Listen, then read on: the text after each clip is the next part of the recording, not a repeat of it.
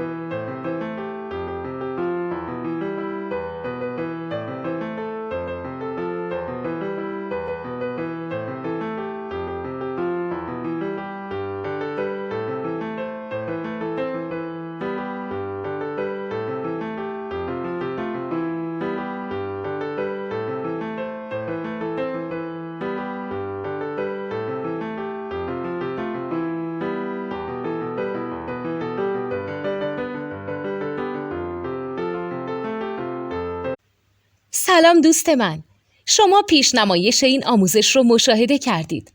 برای دیدن آموزش به صورت کامل میتونید به وبسایت نوت 2 که مرجع آموزش موسیقی هست مراجعه کنید.